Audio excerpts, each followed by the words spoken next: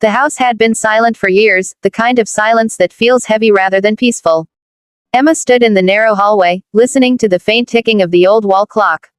It was the same clock her grandmother used to wind every Sunday morning. Coming back to this house after so long felt strange, as if the walls remembered everything even when people tried to forget. She had returned only because her father insisted. The house was being sold, and someone had to sort through the old things. Her father said he was too tired, her mother too busy, and so the responsibility quietly fell on Emma. She told herself it would only take a day or two. She had no idea how wrong she was. Dust floated in the air as she opened the first drawer in the living room. Old receipts, broken pens, and yellowed photographs lay scattered inside.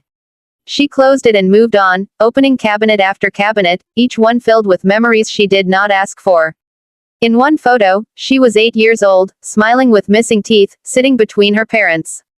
Back then, everything seemed simple.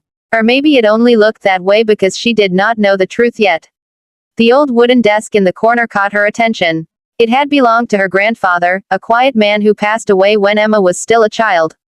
The desk had always been locked, and no one ever talked about what was inside. Now, the lock was broken, hanging loosely. Emma hesitated for a moment before pulling the drawer open.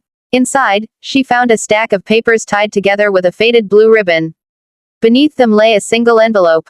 It was old, its edges worn, and her father's name was written on it in neat handwriting. Emma's heart began to beat faster. She knew she should leave it alone. It was clearly not meant for her. But curiosity, stronger than caution, pushed her forward. She unfolded the letter carefully. As she read the first line, her hands began to tremble. The letter was written by her grandmother. It spoke of mistakes, of fear, and of a truth hidden for decades.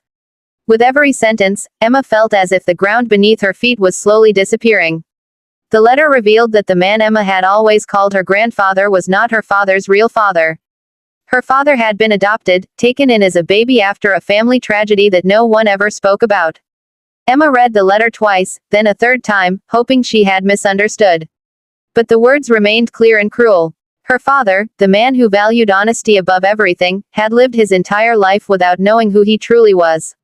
Her first instinct was to put the letter back, to pretend she never saw it. But the weight of the secret pressed heavily on her chest. How could she keep something like this to herself?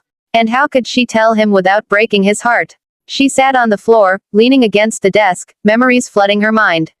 Her father's strict rules, his emotional distance, his constant need for control. Suddenly, it all felt different. Perhaps he had always sensed something was missing, even if he never knew what it was. That evening, Emma drove to her parents' house.